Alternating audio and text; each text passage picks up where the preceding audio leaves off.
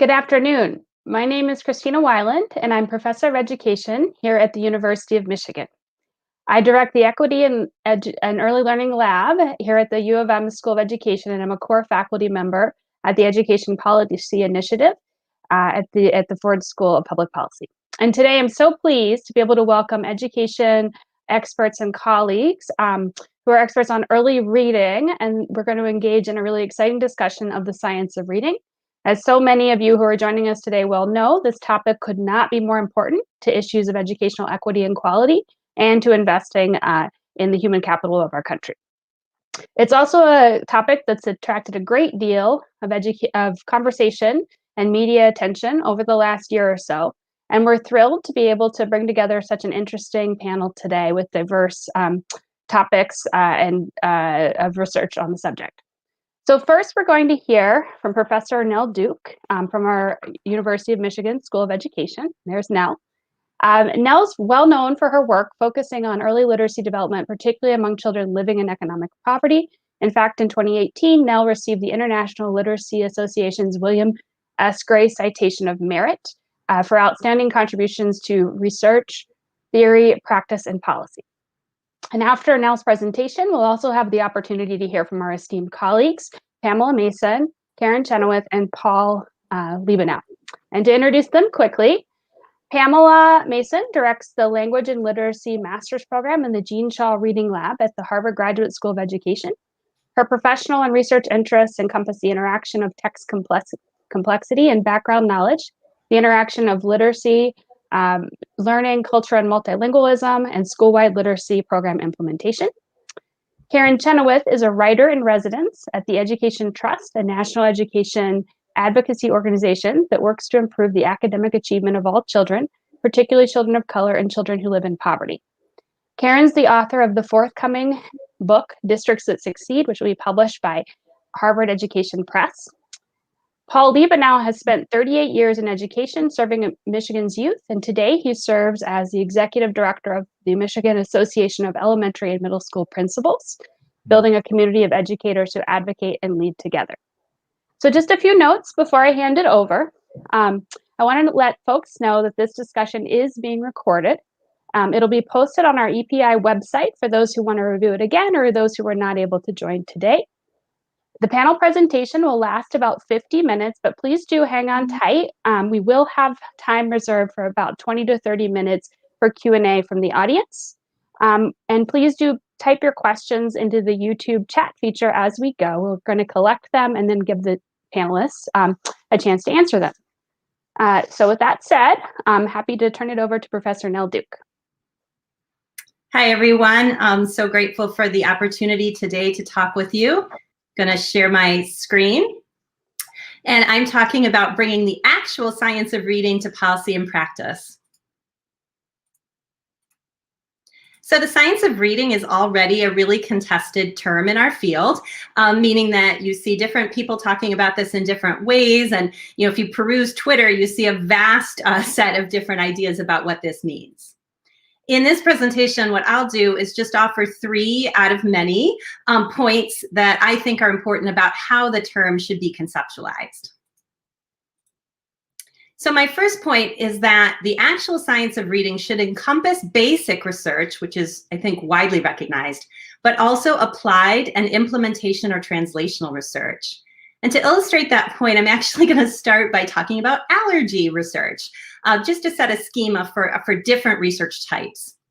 So when we think about research that's designed to help address allergies that people have and their ability to handle them, one kind of research is basic research. And this kind of research typically happens in laboratory settings, tightly controlled conditions, isolating very specific variables, lots of work with cells and sometimes work with I want to say rats and mice, rats or mice, and so on. So that's basic research, and it's extremely important. It launches our understanding of issues And what it allows us to do is to move on to something called clinical research. And in clinical research, what we do is take findings from basic research, package them together, and then actually test things in usually randomized clinical trials in medicine. So, we see what happens when the allergy shots that we've developed are, randomly given to some allergy sufferers and not given to other allergy sufferers, for example, and we see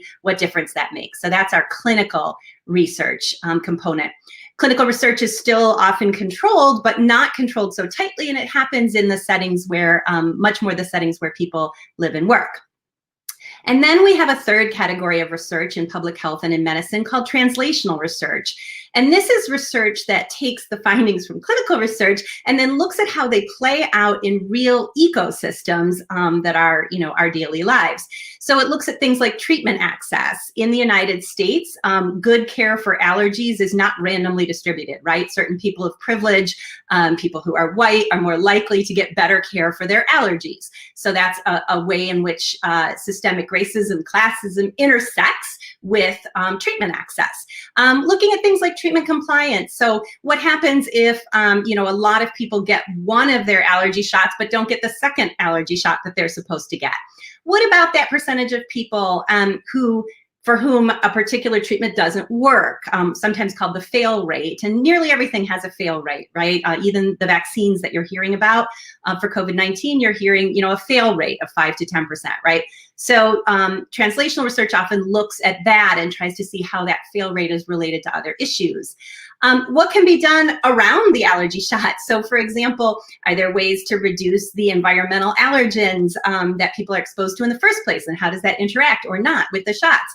And what are the interaction effects? And then looking also at cost benefit analyses. Is all of this worth it? Right? So these are three important kinds of research, and they work together. They're all really valuable, and they inform one another back and forth to really inform medicine and public health. So what I would argue is that an actual science of reading also needs these three kinds of research to be conducted and to be attended to. So we do have our equivalent of the basic research or lab research, which is, I would argue, research on the science of reading processes. And this can happen in MRI machines like you see on the screen, eye tracking, actual work with children. It could even be in a school, but it's often under tightly controlled conditions, one-on-one, trying out often shorter term interventions or testing very specific questions about how the brain reads words. So that kind of research is really important and essential, and it informs another kind of science of reading, which is the science of reading instruction. That is where we actually take things we're learning from basic research on reading processes and hopefully from actual experience in classrooms and other educational settings, and we put those together and we do things like randomly assign children to two different approaches to phonics instruction to see which approach to phonics instruction works better, for example. So the science of reading instruction is absolutely critical to the actual science of reading, I would argue. And implementation science is also a critical part of the actual science of reading. So this is research that gets at issues like equity and access. So do particular interventions, for example, get used more in some places than others? Do they work better in some places than other? What kinds of cultural adaptations need to be made to instruction to make it work most effectively? Issues of fidelity and adaptivity. So what are the things that we want teachers to not change about the intervention? What are the things that we want teachers to adapt based on specific students or based on the context? The concept of treatment resistance, which is just a kind of a way of saying like those sort of like fail rate, but those folks for whom a particular instructional intervention that usually works doesn't seem to work for them. What do we need to do in those cases? How does any of this interact with the environment around the intervention? So does the intervention work differently if teachers have put more emphasis on one thing than another outside of the intervention? Interaction effects, and again, cost-benefit analysis, as with medicine, is an important consideration. So I argue that the actual science of reading requires all three of these components.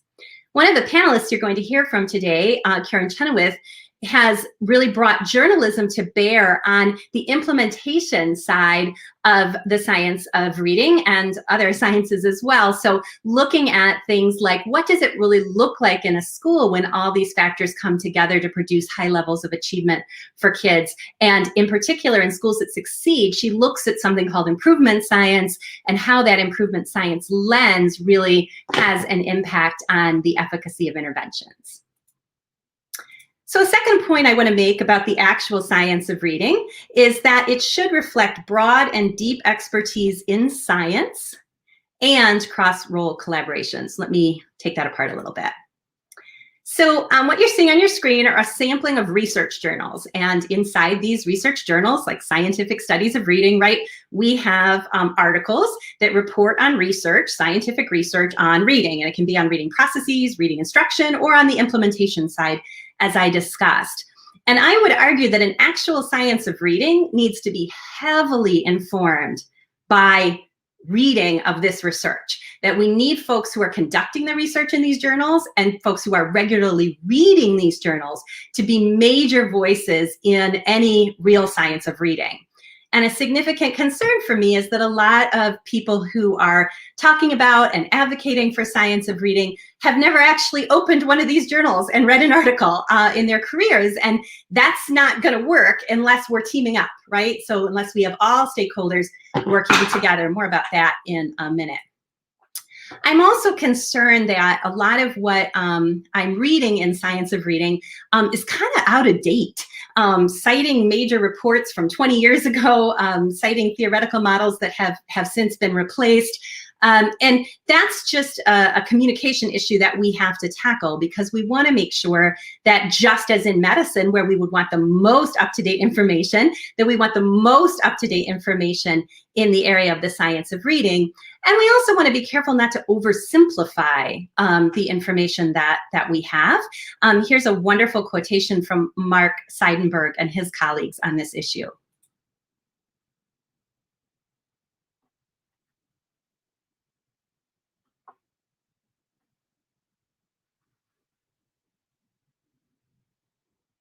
So I think these are important words for us to keep in mind as we move forward collectively to try to advance a science of reading. This is a graphic from the National Institutes for Health.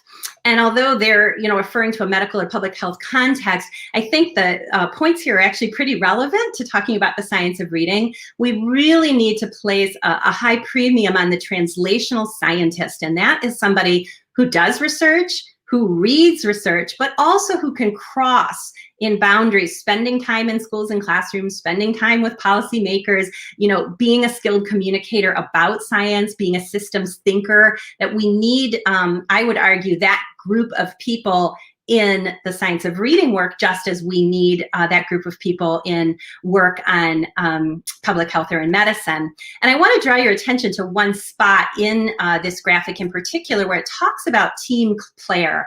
Because I think in education, it is so critical that we build coalitions. And I'm excited to see some coalition building really happening around science of reading, where we have coalitions of advocates, families, teachers, classroom teachers, reading specialists, literacy interventionists, and researchers, that we all have to be able to work together, valuing what each person brings to the table, with a focus on the science behind reading.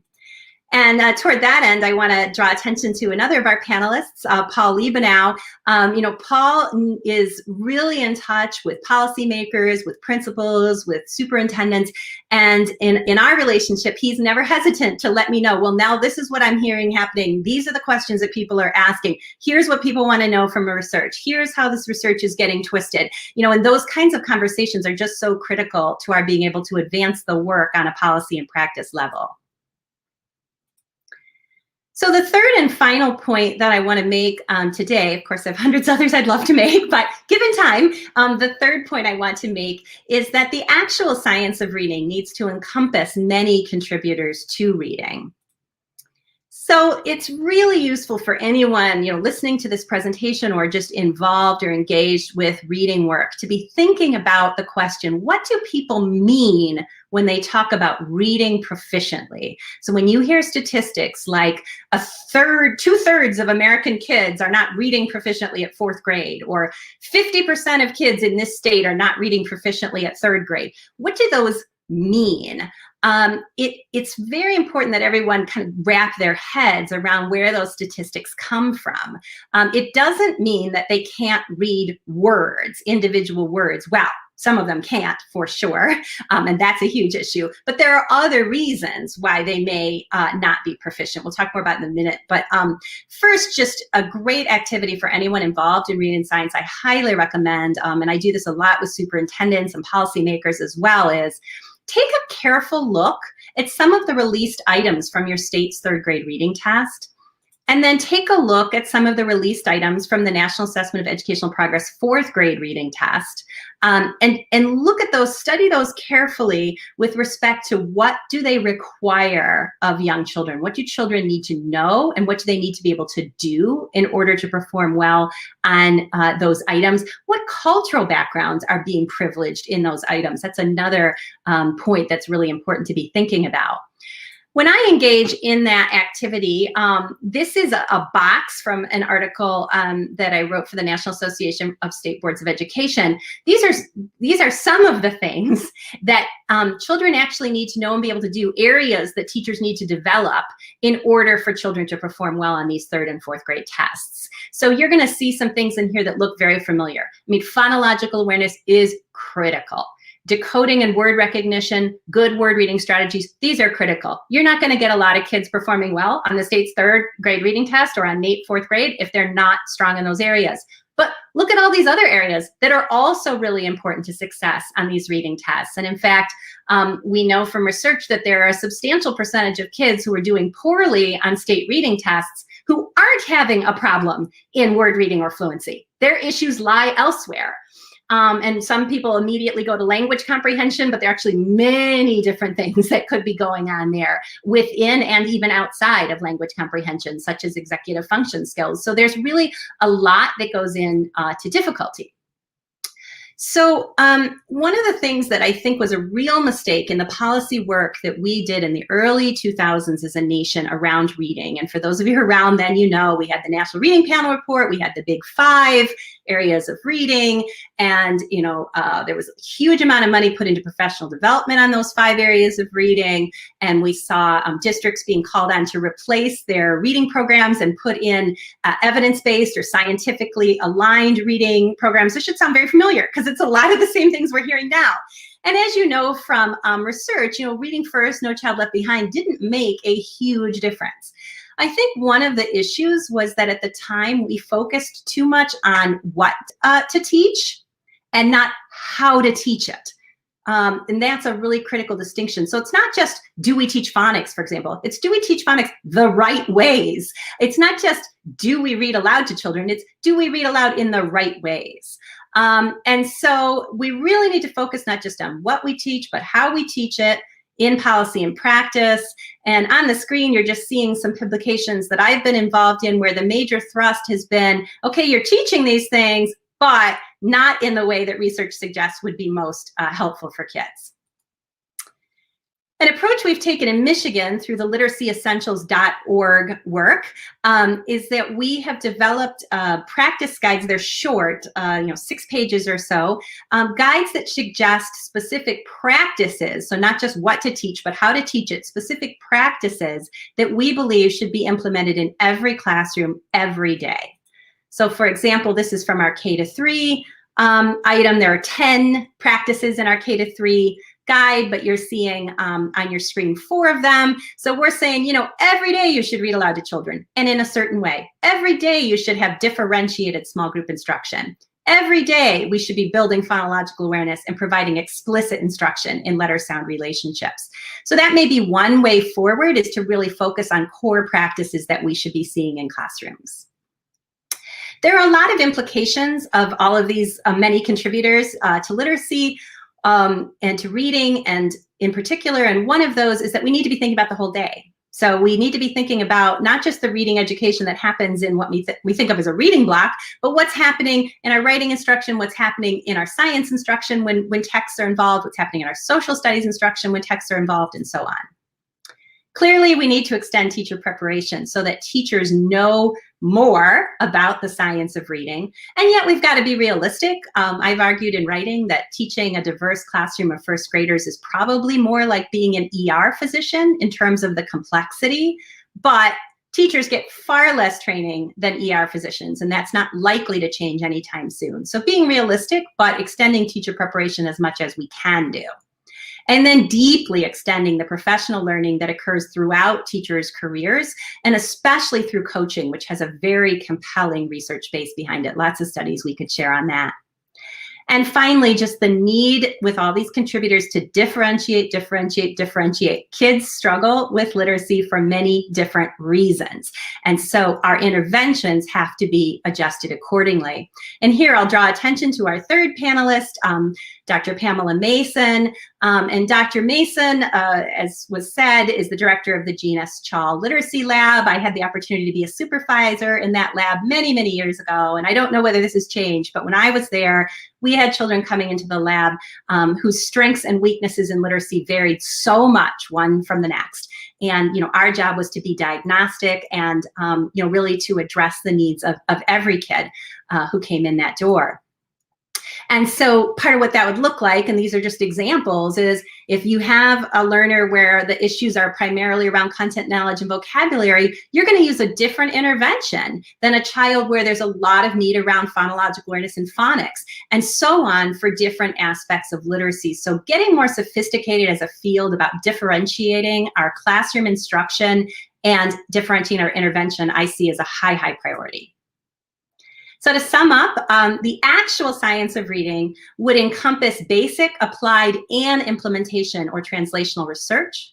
It would reflect broad and deep expertise in science. So people who read a lot of research journals and a lot of research studies around reading, not just basic reading processes, but the whole 9 yards, and lots of cross-role collaboration, us working together as coalitions to try to improve reading.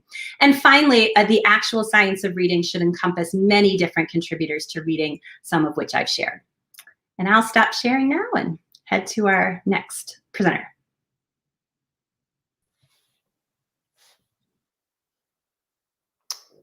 So good afternoon. First of all, let me thank all of you for joining this afternoon for this conversation dialogue around the science of reading and education policy. I've been in the work of K-12 for now 38 years, serving as a teacher, principal, and superintendent of a local district, and have seen a lot of change over my nearly 40 years of work in K-12. By the way, I find it admirable that so many of you joined us today. A large number have signed up. I hope that you stay dialed in. But a special thanks to Dr. Nell Duke, Dr. Mason, and Karen for their advocacy and bringing their expertise to this conversation about ed policy. We need these experts more now than we ever have had in our nation's history. As I said, I've been at this for a better part of 4 decades and have seen lots of conversations and studies around literacy that have brought great attention to the need to improve student achievement in this space, and then they sort of fade away over time. And today I think we're at a turning point in our education policy debate related to illiteracy across the country, particularly across Michigan. And so I beg of you, please get dialed in to advocacy around this conversation. We need you, each of you, every one of you, more than ever before to advocate and bring increased attention to the fact that a large portion of our student population and perhaps even a greater adult population are not proficient readers for whatever reason, as you heard Nell speak to. But the impact on our country's economy, our quality of life, and our national security is in question. As you well know, we need proficient readers that become critical thinkers to discern fact from fiction.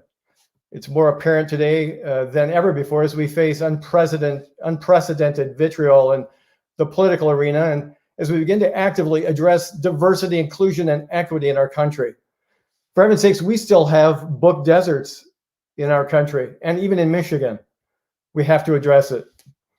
I'm still a young man at age 63 and have experienced a lot of change in my 38 years, both here in the United States and in several countries around the world.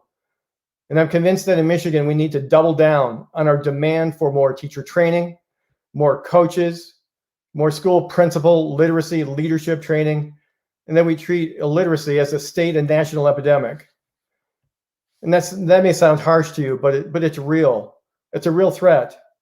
And then we need to treat this as a disease and not band-aid the symptoms. Unfortunately, we have not done a great job over the course of several decades, but the good news is that we're making great gains. And the essential practices that Nell spoke to earlier are a big part of that. We must use current brain research around oral language acquisition, early childhood development that has been gathered over the course of 15 to 20 years and apply that to the teaching and learning of reading and mathematics. I've personally observed school districts and classrooms where the science of brain development applied to reading instruction has resulted in amazing long-term sustained improvement in student achievement in reading and in writing. I'm pleased to say that Dr. Michael Rice, Michigan State Superintendent of Instruction, is leading a valiant charge with his team in this space, making gains, along with GELN and the development of the literacy essentials.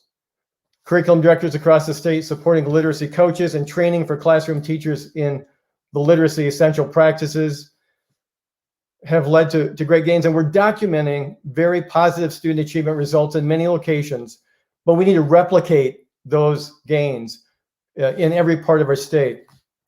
The current unprecedented pandemic is growing the learning and achievement gap like we've not seen in recent history. That makes the education policy discussion around funding, training, and resourcing more important than ever. Providing quality and literacy instruction so that every child, teen, and adult in our country are proficient and joyful readers is our moral imperative.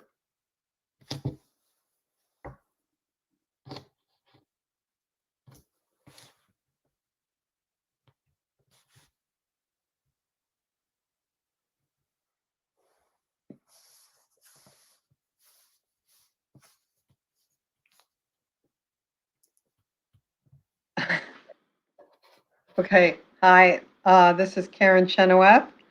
And I was really struck by your final words, moral imperative, because those are words that Molly Bensinger-Lacey talks about. And I want to tell everybody about Molly Bensinger-Lacey. She became principal of Graham Road Elementary in 2001. So this goes back a ways. Graham Road mostly serves the children of low-income recent immigrants in Fairfax County, a suburb of Washington, D.C. Fairfax has long had a balanced literacy curriculum, and Molly never questioned it. But what she did do was look at the data, and very few students met state reading standards. Many of the teachers blamed the family's poverty for the fact that the kids couldn't read. Molly believed the students were capable of high achievement, and she led teachers through a systematic process of inquiry about things they could control. So, for example, teachers noticed that many of the kids didn't really seem to accurately hear or be able to produce the sounds of the English language. This made sense. Only 20% of the students actually spoke English at home. So most of the kids were speaking other languages at home. So one of the reading teachers researched phonemic awareness, and the teachers started addressing it. Teachers noticed that their students had trouble connecting the sounds to the letters, so someone researched phonics, and the teachers started addressing that issue. Similarly, they noticed that their students often simply didn't understand the words on the page, so they started addressing vocabulary and background knowledge. 5 years later, 5 years after Molly got there, just about every sixth grader was meeting state reading standards, and 60% exceeded them. This wasn't because Molly brought a tremendous knowledge of the science of reading to her school. Her training was as a music teacher, but she brought a deep belief in the ability of students, and she knew how to lead teachers through a long and what I can only imagine was a rather painful learning process. So now let me tell you about Seaford School District. Seaford is in southern or lower Delaware and is one of the highest poverty districts in the state, dominated by the low-wage poultry industry, which has been hit very hard by COVID. In 2013, Seaford was one of the lowest performing districts in the state. 2 of its 4 elementary schools were on the Priority Plus list, which is the list you don't want to be on, and a 3rd was about to go on it. The 4th was performing well in comparison to those schools, but not great by state standards. White kids in the district were doing okay, but Black and Hispanic students and students with disabilities were doing horribly. That year, 2013, Dave Parrington became superintendent and brought with him Corey Miklas as his assistant superintendent for curriculum and instruction. Miklas had originally been trained as a whole language teacher, and his first teaching job was in a balanced literacy school, and he found even that a bit shocking. He worked hard, but he was never as successful with all his students as he had set out to be. He was a principal when his district got a Reading First grant, and maybe overall Reading First didn't produce the kind of results that everybody had hoped for, but in some places it did, and he found the training eye-opening. The training was provided by University of Delaware reading researcher Sharon Walpole, who later oversaw his doctoral dissertation. So Miklas brought a huge store of knowledge about reading instruction to Seaford, which meant that he knew that the district's reading curriculum was inadequate. But like at Graham Road, many teachers were blaming the district's low performance on the kids' poverty. Neither Miklas nor Parrington nor the principals Parrington had hired believed that, but they had a steep leadership challenge to confront that belief. In the meantime, Walpole had developed a new reading program that incorporated a lot of what we know helps kids learn to read. Nell actually listed some of them: reading out loud to kids every day, all kinds of things like that. Miklas knew he couldn't just impose a new reading program on the district, though. It had been battered by program after program in previous years. So he brought Walpole and her team in to provide reading instruction training first to the paraprofessionals. So they talked about the reading science, the science of reading instruction, with the paraprofessionals. And then they introduced a few lessons with novels, which the teachers and students loved. Teachers provided feedback to Walpole, some of which she incorporated into her program. And within a year and a half or so, Seaford had fully adopted Walpole's program, Bookworms. I'm not a program person. I'm not pushing Bookworms particularly, but a lot of the teachers and the principals in Seaford credit Bookworms with really helping them achieve, in 2019, a higher percentage of Seaford's 3rd graders met state standards than in the state. All groups of students had improved, but African American and Hispanic students, as well as students with disabilities, had improved fastest and way outperformed their counterparts in the state. We don't know what the 2020 assessments would have shown because they didn't give them because of COVID, but they were well on the way to really being a high-performing district. And I tell those 2 stories to illustrate there's more than one way to go about leading improvement in reading instruction, but beginning with a deep understanding of the science of reading helps avoid a lot of trial and error. But what is truly needed are leaders who believe in the capacity of students to learn, teachers to teach, and know how to lead that kind of improvement process. So that I believe we now go to Pamela Mason. I'm so looking forward to her. Thank you, Karen. As Nell and Luke mentioned, I am the director of the Jean Chall Reading Lab, so I am going to bring my mentor, Jean Chall, into this space. This is from her seminal work from 1967. My belief that the choice of beginning reading method is important does not lessen in any way my conviction about the importance of good teaching.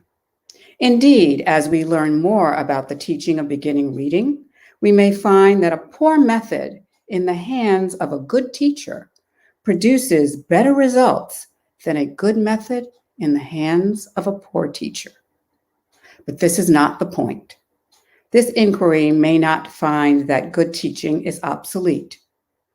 Good teaching is always needed, but a good method in the hands of a good teacher, that is the ideal. I have dedicated my career at supporting good teaching and good teachers. I came out of my program and went into public education as a director of reading, and then returned to the academy to support the teaching of teachers and reading specialists. So in terms of having good teachers need support. Every teacher, I believe, wakes up every morning and says, I am going to do the best job I can do for all of my learners today. And sometimes we hit and sometimes we miss. So that how can we support good teaching? We can support good teaching through having reading specialists and literacy coaches, developing communities of practice, professional learning communities, so that we are constantly growing and learning about our own practice, about our students, and from each other. Many of our other professional fields have these requirements, and so we need to, again, support teachers in a policy way with school budgets so that the reading teachers are not seen as just interventionists. And some are, and are very well needed in that role. But for the most part, they need to be the literacy leaders. They need to be the literacy cheerleaders. They need to be the people who pull together teachers to investigate best practices and what's working, as well as literacy coaches who, again, can provide that ongoing professional support for teachers so that they can do right by their students and so that they can implement universal design for learning, so that all students have multiple ways of accessing text and multiple ways of expressing how they have made meaning from texts. So that brings me to how students engage in text. I'm very committed to culturally sustaining pedagogy. Children need to see themselves and be seen in what they read and how they read it. They need to be seen as learners from a strength-based perspective so that their home languages, the English, they're L1, L2, L3, or sometimes L4, and also for our dialect speakers, so that they understand that they bring a lot of knowledge around literacy and about how language works and how language is used to the schoolhouse. And so we want to privilege what they know and their funds of knowledge in terms of building not only children who know how to read and know how to read well, but want to read for entertainment, want to read for information, want to read to connect with other parts of the world and also their own world. So that's very important that students feel heard and engaged, and that teachers have those communities so that they are in spaces where they can take risks and then re-examine their practice. What worked? What didn't work? What will I do differently next time? And so I look forward to speaking with the rest of my panelists about some of the points that we have all made. Thank you. Okay, now we're going to move into a group discussion with all of the panelists. So here they come. Great. Just an opportunity to react and respond to each other's comments.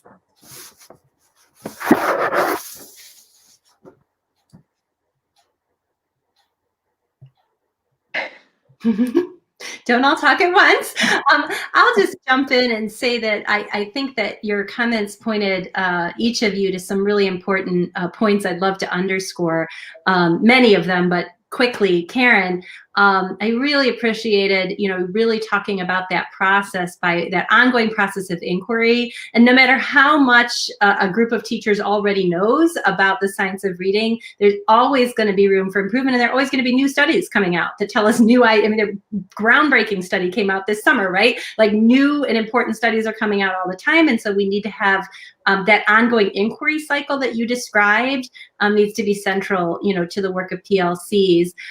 Pamela talking about culturally sustaining pedagogy, there's science there too, folks, and that science intersects with reading education. And so just remembering that when we're talking about a classroom setting, we're enveloping reading instruction in a whole context, a context of what the texts are, how the teacher treats and interacts with children, how the teacher thinks about families and their worth and their assets and values, and so on. So I'm really glad you raised that topic. And Paul, people I think really resonated with your final point in particular about the moral imperative. And also I want to draw attention to the joy of reading. There's some really important research that shows an interaction effect between student motivation and the efficacy of phonics intervention. So what we see is that when we can teach phonics in a way that's motivating and engaging for kids, and it is absolutely possible, that amplifies the effects of phonics instruction. So I was really glad, Paul, that you brought up a joy of reading as well. Other reactions to what you heard? How about you, Pamela? Well, I think that, Paul, I've been with you on the front lines as being a school leader, so I understand the importance of good policies. And I think sometimes as reading educators and school leaders, we can get oppressed by, the accountability as well and the assessments, and that we really need to use those to inform what's going on in our schools, but also to kind of move beyond them and not be teaching to the test, because then we lose what Nell just talked about, was the joy of reading, that the teachers are very tied to those accountability measures. And if we have joyful readers, we will have skillful readers. So I really resonated with that we need to have good accountability measures, and the policies need to be there, but we also need to move beyond that. So I'm impressed with each of your comments, but particularly with the conversation around implementation science. And Dr. Mason, that's part of your expertise. My concern here in Michigan and across the country is that we don't really dial into the science of best practice as we're trying to move or scale our improvement. Falling back into what's comfortable often, even after a training. And so I believe that much like learning to play tennis and learning muscle memory, we need to keep coming back to our administrators and teachers multiple times with practice and support, and not belittle them if they don't get it the first round.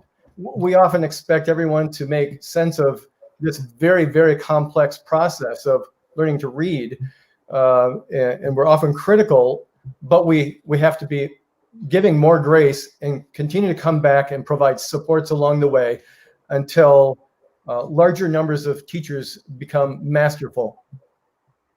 I agree with you, Paul. I used to tell my teachers, the good news is your principal is a reading specialist. The bad news is The principal is a reading specialist. you used your context clue. But I think that's where our professional learning communities come in, so that Gusky has a model of teacher change, and his model is you change behaviors in teachers. Hopefully that will result in better student outcomes, and then you change their hearts. So you start with their minds, their practice, and then their hearts.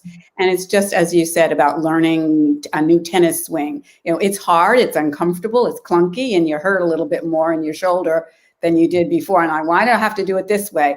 And so teachers need to be able to be in a supportive environment from their administrator, and having a literacy coach who can be their peer partner, their collaborative colleague, and say, okay, this is what you wanted to do. This is what you did. this is how we can see how you might want to make adjustments. And it's kind of this iterative process. And it's not you turn a switch and all of a sudden, ta-da, you're teaching totally differently. But they need the supports. They need the time for professional development. They need the common planning time for their professional learning communities. And they need that facilitator, the reading specialist or the literacy coach, to make sure all of that's happening. It seems to me one of the focuses needs to be on not so much diagnosing teachers, but helping teachers become better diagnosticians of their own practice. Mm-hmm. So one of the things that has, I've observed is there's a very powerful question that can be asked at every level: classroom, school level, district level, state level, and that is, your kids are doing better than mine. What are you doing? And to be able to get to that level of being able to ask that question, you need a huge amount. You need an awful lot of systems under that, right? You need and a lot of trust. You need trust. You need a whole system of trust that if I say, boy, your kids are, no more letters than my kids do, or whatever the issue is, that's seen as a very professional conversation, not as a confession of weakness and vulnerability. I mean, if I, as a kindergarten teacher, say, boy, your kids know more letters than my kids do, if the principal's response is that will be reflected in your evaluation, that's the end of that conversation. That never happens again. No improvement ever happens in that school until there's a new principal, right? Mm-hmm. So you need trust, you need time, you need common assessments that everybody agrees are reasonable assessments, and you need ways to display the information, the data. Data's got a bad connotation, but you need that information, you need that common information system. That's when teachers can get to the point where they can say, boy, I thought I was teaching X, but my kids didn't learn it. Your kids learned it. What did you do? That's when you actually get to improvement and helping teachers become better diagnosticians of their own practice, I think, is really powerful. And so I had more stuff I wanted to respond to in all of your presentations. That's what occurred to me right now. Incidentally, that brings me to just a couple of points. And I've observed reading instruction techniques and different pedagogies in 4 or 5 different countries. I keep coming back to a couple of local districts in Michigan that have done remarkable work, moving, classes, cohort groups from a 35th percentile to the 80th on some of the high stakes tests. And it was sustained over time.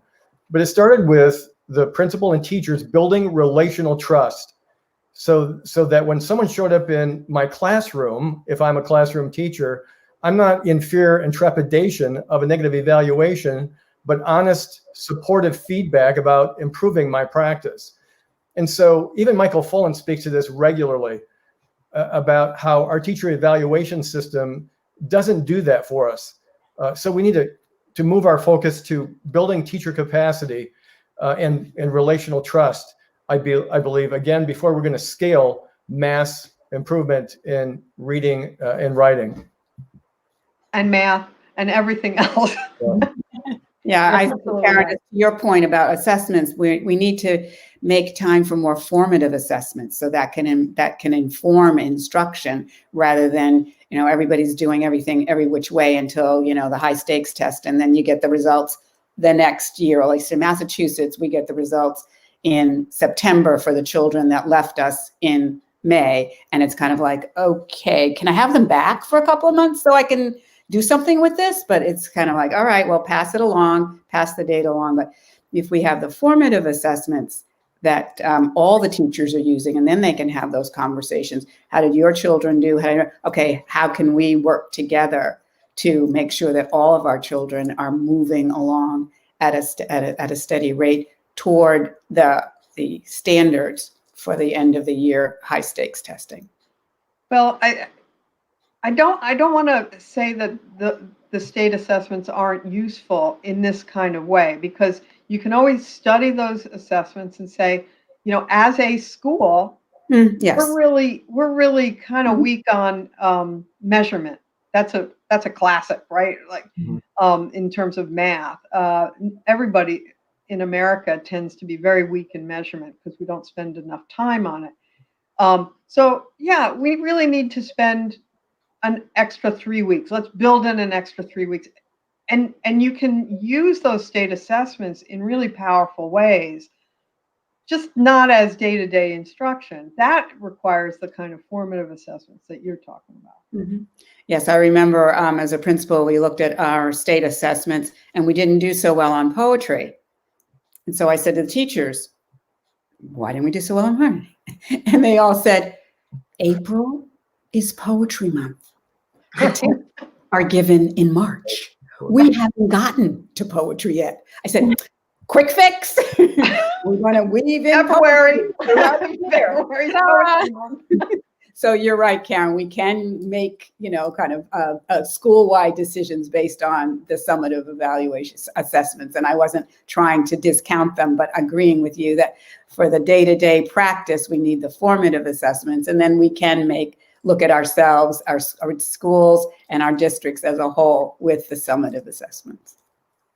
I'm just so struck in listening to you all talk about how different what you're describing is from the typical professional development models that we see in this country. You know, we have that drive-by PD, you know, a day or two in August, and then, the principal saw somebody at a conference and brought them on in to teach yoga or mindfulness or something. Often people, yeah, totally external, not a sustained focus on a single area, tying evaluation up in professional learning in ways that really distort either one of those things. And I wonder, you know, I keep turning to medicine and to public health, and not that it's perfect either, but something that comes to mind for me is the consult, you know, that it's not atypical at all. It's common for one doctor to seek a consult from another doctor. And we just need much more of a culture, I think, of that, and of sustained, you know, studying and inquiry of our practice around data to improve, and just, you know, not finding that to be often the exception rather than the rule. Paul, I'd like to ask you to talk a little bit more about principals' roles in this. It sounded like in what Karen shared, the principals were absolute key leaders, and then what you shared, the districts where you've seen great growth, again, the principals were key leaders. A challenge for me is that so many principals I know don't have a really great grounding in the science of reading. Where again, I mean reading processes, reading instruction, and implementation science. What are the policy levers, or what are the levers we can pull around that issue? So we're pressing the legislature hard, and we're receiving the benefits of an appropriation to do some work around principal literacy leadership. And that came in part as a result of some research that we did in partnership with Michigan State University in surveying principals across the state of Michigan, where we found that roughly 84% of current practicing principals did not have a lot of coursework, and certainly did not have expertise in early childhood development and early reading, and that 45% of the principals that responded to the survey, and we had upwards of 400 respondents out of our 1,300 membership. Of that group, 45% had never been an instructor in a pre-K 5 building.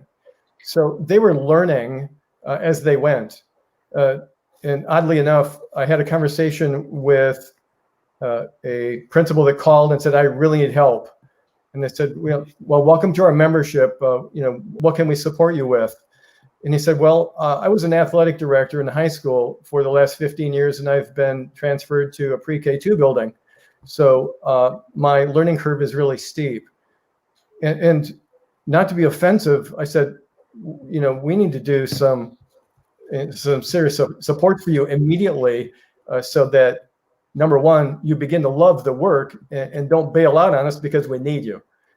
And And indeed, it worked out well because he had both a love of learning himself and loved kids. So the end of that story was a good outcome. That's not always true. That's not always true. And so we need to support literacy leadership in a bigger way so that the principal becomes the resident expert. And I'm not talking about the macro view. I'm talking about understanding phonemic awareness, morphology, phonemic awareness, all of the pieces that go together to make for high levels of fluency, and then supporting improved comprehension. We're not there yet. We're making great gains as a result of the work around the literacy essential practices. I'm delighted with that. Some of the best work I've seen in my near 40 years of work in K-12. So congratulations to GELN and the Department of Education and Nell and the rest of your team at U of M and Michigan State that made this so.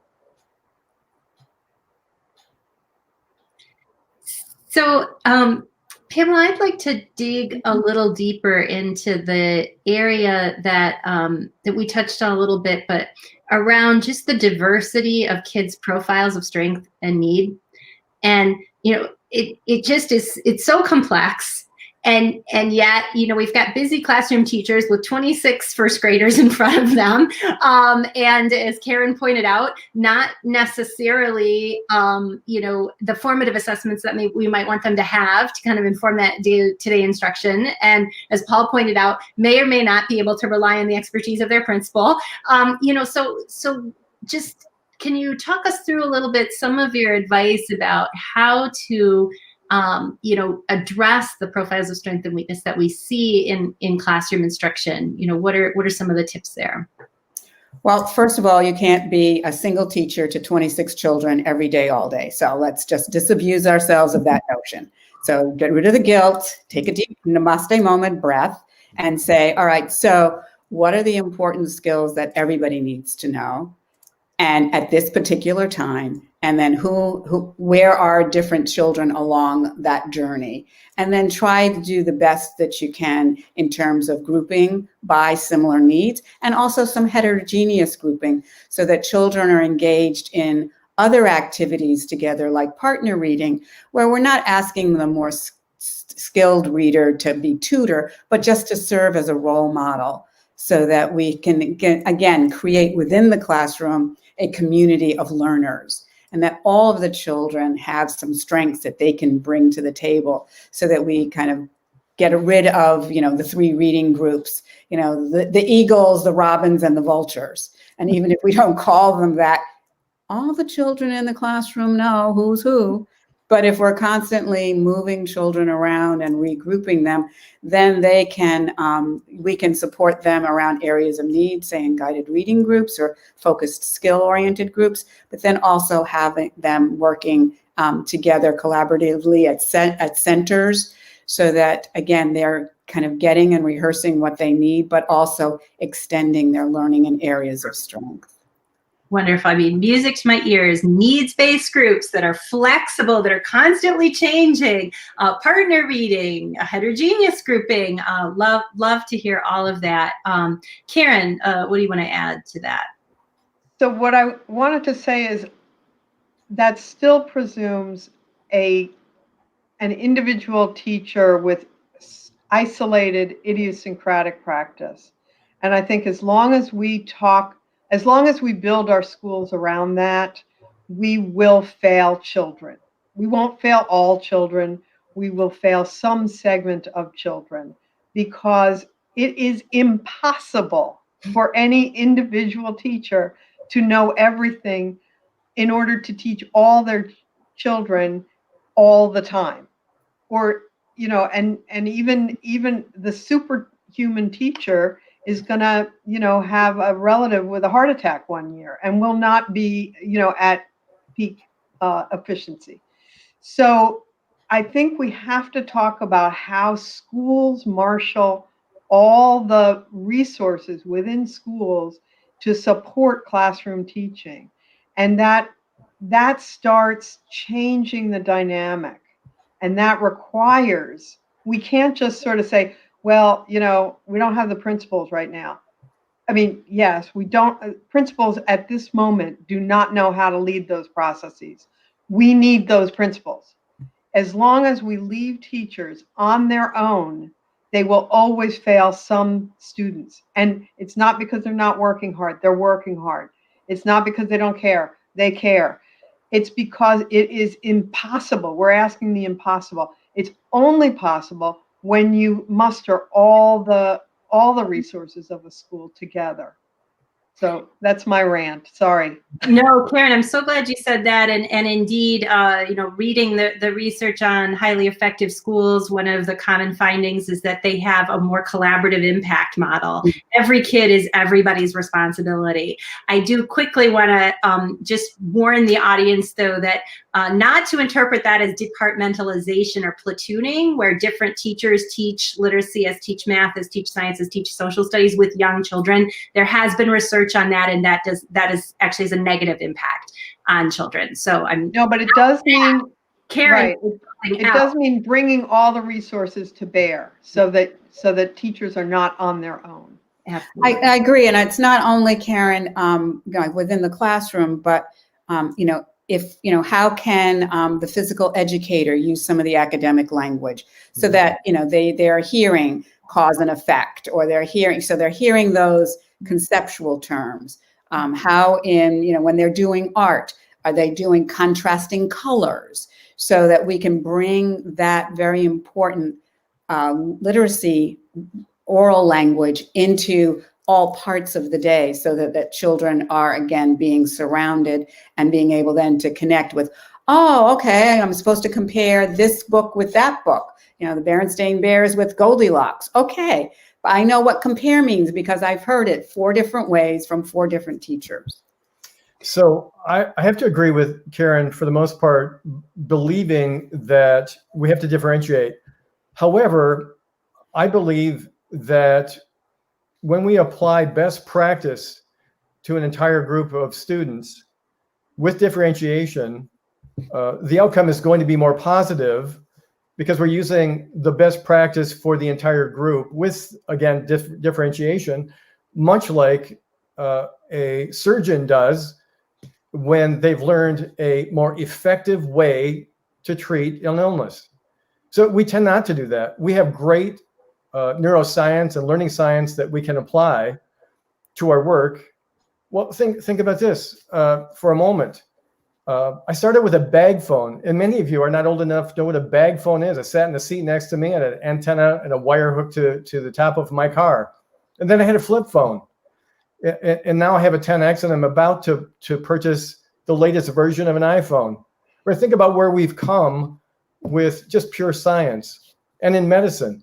Yet what we've learned in terms of pedagogy and instruction and reading and mathematics, we haven't applied well to practice. So my question to the 3 of you is, how do we move as organizations, as schools, as districts, and as a country more rapidly to that end?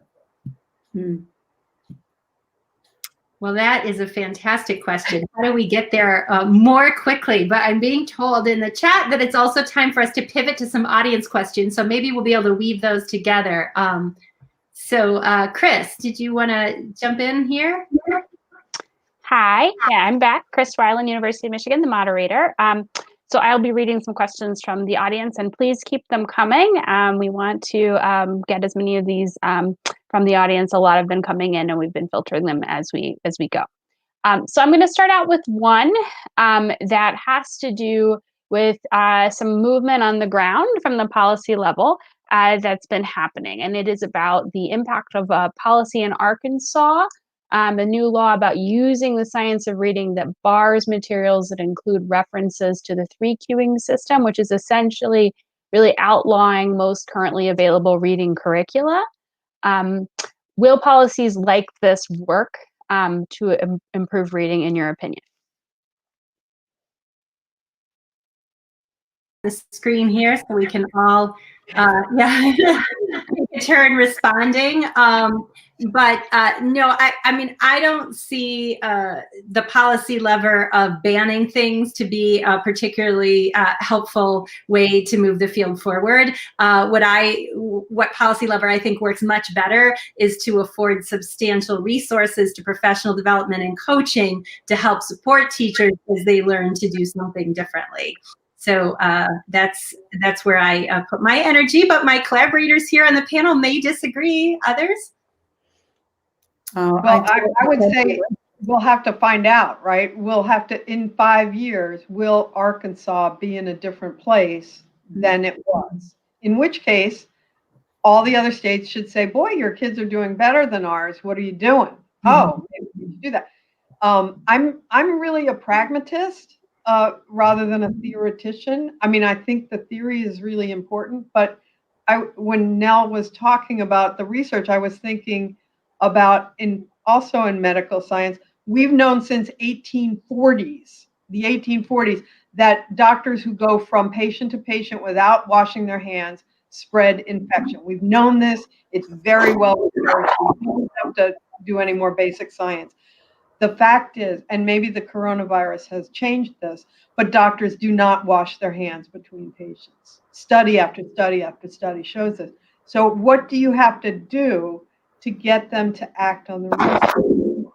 These are not people who are unfamiliar with the research. That's not the issue. The issue is actually implementing the research. So, so my maybe that'll work. I don't know. If it does, that's great. If it doesn't, then 5 years will have gone by and children will not have been served. And that will be horrible. I guess, Karen, that's where I would weigh in. I think that's kind of the pendulum swinging to the another far end. And in terms of thinking about myself as a skilled reader, when I come across a word that I don't know, I use the letters and the sounds, and I use the context clues, and I use meaning. So I'm using a lot of different cueing systems to get me where I need to go and to understand new vocabulary. So that really just limiting children to just one way of accessing that connection between print and words and oral language makes me a little nervous. And if 5 years go by, that's a lot of children who may be ill-served. I understand with all good intentions, but I think that's a little bit like throwing the baby out with the bathwater. Maybe we just need to change the temperature of the water a little bit. Well, what I've tried to argue, Pamela, is that what we need to sort out when we're cueing is what are we cueing for? So when we're trying to cue for kids to identify a word, then we want kids focused on the letters in the word. But when we're trying to cue them to understand what a word means, that's when our cue should be focusing on let's use information around the word to help us figure out what it might mean. So I have a recent article. I'm just trying to sort these out. And I think it actually, I know you agree, Pamela, and it just illustrates, again, this is complex stuff. You can't get this from a headline. You can't get this from a half an hour PD somewhere. Like, this takes ongoing professional learning and coaching to really, in the moment, always make the best choice for a reader to help them move forward in all these different respects. So if anybody's interested in the article, it's in Ed Leadership, this month's issue. But I just think that, what you're seeing and hearing is pointing to that this is complex stuff. And if our policy levers don't shift to provide teachers with the amount of professional learning opportunity that they need to really grasp this, we're going to be in the same place in 5 years that we were the last 5 years, to Karen's point. Paul, did you want to weigh in at all? Or? Well, I don't mean to pivot, but we have a $15 billion education budget in Michigan. And I contend that we need to spend a larger portion of it on some real basic needs, and that is reading instruction training for teachers and principals. It becomes a no-brainer for me. I'm a business owner as well, as having worked in K-12 for a number of years. And I hear from business and industry, they're concerned about trying to hire employees that are collaborative, critical thinkers, and extremely proficient, skilled readers. And yet, what are we doing? We're still nibbling around the edges. We need to double down and make this the conversation around the dinner table, like we did 15 years ago around early childhood. We went from a $20 million expenditure to $120 million and tripled the number of slots we provided for Great Start readiness. Let's do the same around reading and training and support of our classroom teachers. Let's not blame them. This is our responsibility as leadership. We tend to just blame and point fingers. Let's stop doing that and put our money where our mouth is and provide support and training. And to bring another question in that's following up on your doubling down point, Paul. So how can we get the important science around the science of reading into the hands of teachers who were not taught science of reading in college or in their certification program? And also, busy classroom teachers don't have time to deeply read all the new studies. They see the headlines, they feel pressure to change practices. How do you combat knee-jerk reactions and move them to that science? So the professional development planning needs to be written into every school improvement plan, and it needs to be timelined so that nothing else can push it away. So you think about all the opportunities we have for professional development. There are hundreds. And those are the things that push out good training and constant and consistent training and support in content areas, oddly enough. And so it's really about planning first, funding, resourcing, and then not moving off from that center line until we get to the result we desire. We chase fads. We're looking for a silver bullet. It doesn't exist. It's just simply hard work. We have to admit that and get down to doing the grind of learning what is best for instruction and teacher training and principal training. So in the book that's coming out in the spring, I profile a district, a little itty bitty district in southeastern Oklahoma. Basically no resources. The superintendent came in. He was the fourth superintendent that year, right? So a mess of a district. He kind of cleaned up the finances and the physical plant for a while. And then he looked around and he said, well, we're really low performing. So what do I do? So he looked up another school district near him that was high performing, similar demographics. And he went over to them and he said, I think your teachers are cooking the books. I don't think you're really getting those high performances. And the superintendent in that district said, well, come, let me show you around. And he showed him the 3-year-old program where they talk about language and they learn words and they do a lot of phonemic awareness. And he went to the 4-year-old program. He went to the kindergarten and he looked around and he said, I've been doing it all wrong. He was like your guy. He was a secondary science teacher by training. He didn't know anything about reading. So he sent his teachers over systematically, the kindergarten teachers, the 4-year-old teachers, and they learned from each other.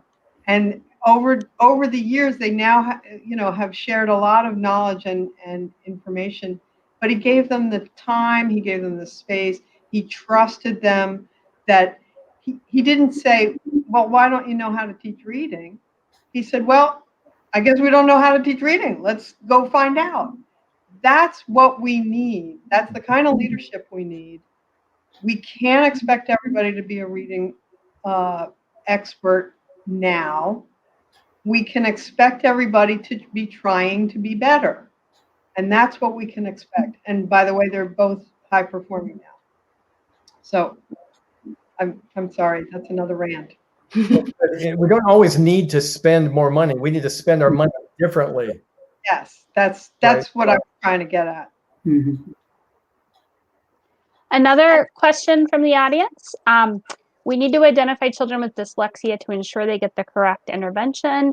they become disillusioned with literacy really quickly. What are your thoughts on this? And particularly, I'll add to this that I know that there is movement on that in some states at the policy level. So it'd be interesting to hear the panel's thoughts.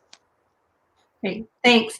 I think Chris is absolutely right. There's a lot of policy activity around dyslexia nationally, and I think there's a lot that's good about that.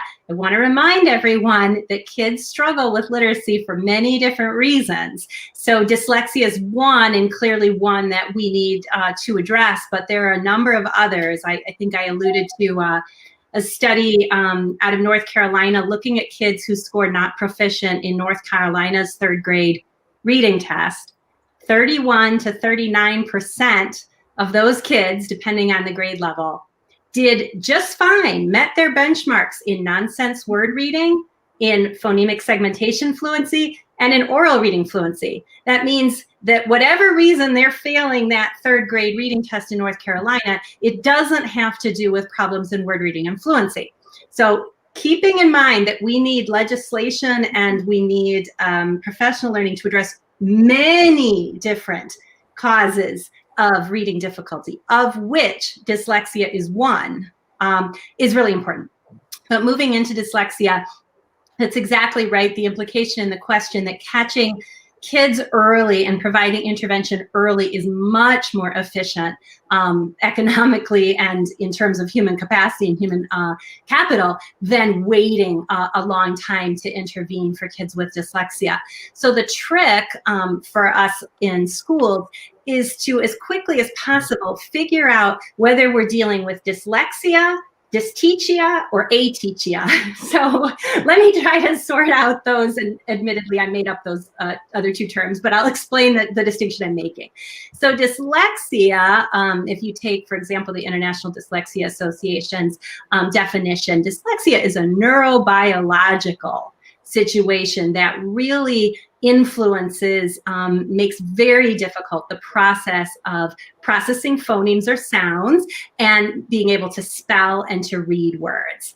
And individuals who have dyslexia are going to need really high quality instruction, both in the regular classroom setting and extra support in order to become effective readers and spellers.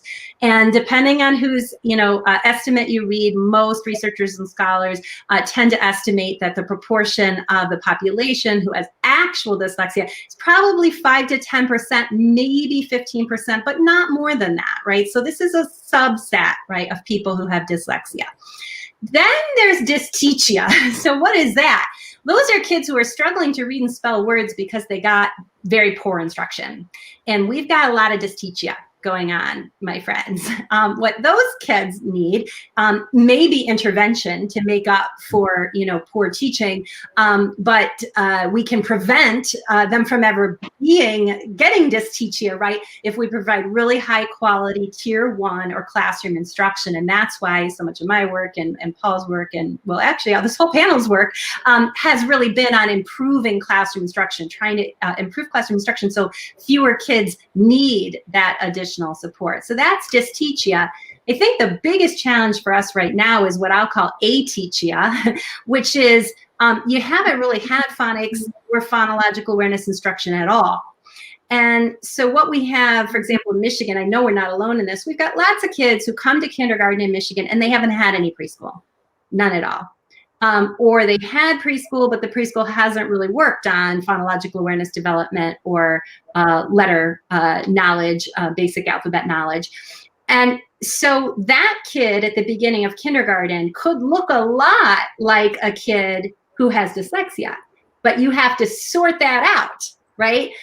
Because the kid who's just hasn't had the instruction yet, with proper instruction, is going to move forward very quickly. And, just regular classroom instruction should be enough, maybe some brief intensive intervention, but, they're not going to need the same kind of ongoing support. Mm-hmm. And so I think as a field, getting more sophisticated about those different categories is really important. And one of the major tools that we can use to get better, more sophisticated about those categories is high quality early childhood education that has attention to phonological awareness and alphabet knowledge development, then really good core classroom instruction in kindergarten, with extra support for kids who need it, but not going overboard, because kids need lots of other things too, right? So really high quality instruction in kindergarten for kids who need it. And then toward the end of kindergarten, it will start to become really apparent who is going to need that really intensive additional support, because what they really have is a neurobiological condition. So that's my current take on the situation. I wish I could say we have this magic test that you can give kids at the beginning of kindergarten and it will tell you who's where, whether it's ataxia, dysthesia, or dyslexia, but actually the screeners aren't yet able to make those distinctions as people like Nadine Gabb and Famiko Heft will tell you. Right now, you can't actually assort that out. Sorry, that was a long-winded answer, and I hope it was a little bit helpful. Do others have anything they want to add? No. Okay. Well, thank you. Another question from the audience is around the moment that we're in right now.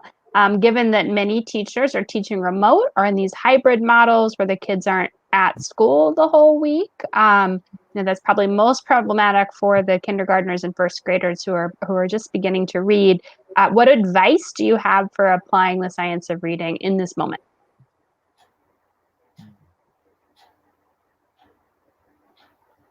I have a lot to say, but I want to give other people, Pamela, Paul, Karen, anything you want to say about this topic? So I'm starting to do a podcast where I'm hoping to hear from expert teachers. I think it's really difficult at this point, so I don't have any advice. I'm hopeful I will have some observations from experts in a few months. I've had the privilege of working with my 4 grandlittles, a 3-year-old, 2 6-year-olds, and an 8-year-old. My wife is with them every other week and supporting their learning. And I found, and by the way, our teachers are remarkable. And so are the administrators. As I said, I spoke earlier, I was on the phone with a principal last night that was finishing up delivering meals last night at 9 p.m. Mm-hmm. Our teachers have done remarkable work in spite of the pandemic. But it doesn't change the fact that we need to support them in professional learning if, again, we hope to see marked change. But beyond that, they need some training in teaching virtually or remotely in terms of how to deliver instruction differently, how to engage students differently, quite frankly, to keep them engaged for 3 to 6 hours in a day. Imagine trying to manage a herd of 26 kindergartners for the better part of 6 hours. Good luck with that. And so they need to be given a lot of credit, some additional training, and quite frankly, the $500 bonus they received in current legislation should be quadrupled at minimum. Just saying. Yeah, I would weigh in a little bit, Nell, before you do, to just say that in terms of the distance learning and developing early reading skills, I would, be mindful and intentional about, phonological awareness, and just think about a lot of games, a lot of word plays, limericks, rhymes, jokes, so that you're playing with language, you're hearing the different ways that words rhyme, and then the children will learn how to map those onto the graphemes. But if we're thinking about our emergent readers, God bless you, Paul. I don't know, sitting with 6 hours with, such young children in screens would be hard. And I would say go deep and in short bursts rather than trying to drag it out over all 6 hours. But again, that playfulness with language and that inquisitiveness, that curiosity about how language works, it can be done remotely through songs and games and poetry, as well as some good first teaching. Yeah, thanks for being more specific, because indeed the teachers that are working with my grandlittles are including music, rhymes, poetry, and quite frankly, jokes and laughter. And that helps bring them back after the virtual recess. So, so congratulations to teachers that are really engaging their students in very innovative ways. Yeah, I want to add my congratulations, Paul. I just think that U.S. teaching force has got to be lifted up as just heroic in the efforts that teachers and administrators are engaged in, and families, honestly, to continue to support children's learning during this time. And we all, just, honor all of you.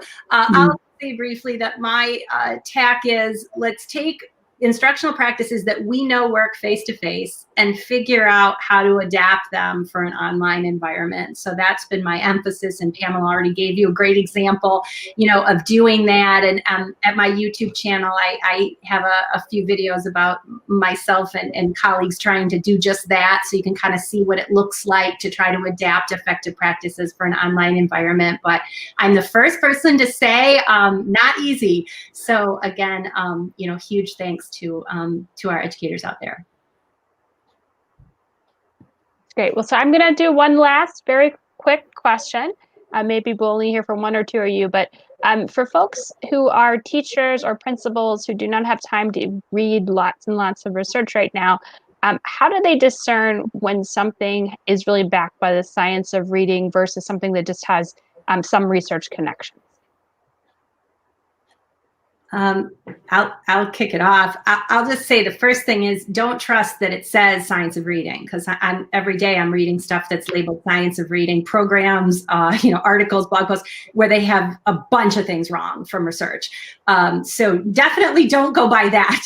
I would say one key thing is it written by either a researcher or someone who's spending time reading actual research studies, not syntheses, not secondary analyses, tertiary analyses, but actual research studies. Are they citing studies from research journals? That would be a one sort of litmus test that I would suggest using.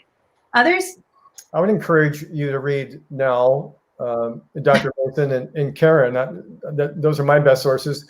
And I think that you'll probably provide them some sources for your books, current and past, and then find podcasts, because teachers can dial into a podcast just before passing out at the end of a long day, and or on their drive to and from work. I find that to be helpful. But identifying, again, as Neil said, the best research as opposed to someone's new and exciting idea. Mm-hmm. And I would just put in a plug for the International Literacy Association, that there are many free resources. You don't have to join. It would be nice if you could, or your school could. But there are leadership briefs and policy briefs that are free. So it's literacyworldwide.org, and they will really give you some syntheses of research and policy briefs that are based on research. And Karen, I wanted to just, you mentioned bookworms. I mean, that's a curriculum that's written by a researcher and heavily informed by research. It's a good example of something where I think there's a higher level of trust. But sorry, what were you going to say? Well, no, so I always hesitate before saying, naming any kind of program, because I think programs are tools that help people solve problems. They don't actually solve the problem themselves. But bookworms, I mean, I have seen it in action. It was developed to incorporate a lot of research in a way that actual human beings can implement, which so many programs are really very difficult. Like there's so much stuff there that teachers just get lost. It's highly scripted, and so not every teacher enjoys that. But once teachers kind of like go with the flow and say, oh, okay, yeah, but we get to read these great books. We get to, we get to talk about some really great literature. They seem to like it. So so a good program plus culture, that's what you really, that's what you really are aiming for. And there are quite a few programs out there. I am a fan of bookworms, but I always worry that I think, Paul, you said There's no silver bullet. There is no silver bullet. There are just lots and lots of hard work. And so, you know, bookworms is a way to cut out some of the work. That's how I would put it. You can cut out some of the work with a good program. It's still a lot of work. So that's a great point to end on. We are out of time. I want to thank all the panelists for joining us today. This has been a terrific discussion for really drilling into what the science of reading really means, what it means for learners going forward, and in this strange COVID time where teachers, as Neil said, are really heroic. So we are going to be following all of your work going forward. We will be posting this video, as we said, for folks who have the link will be able to access it. And we really thank everyone who was able to join us today. Thank you all. Thank you.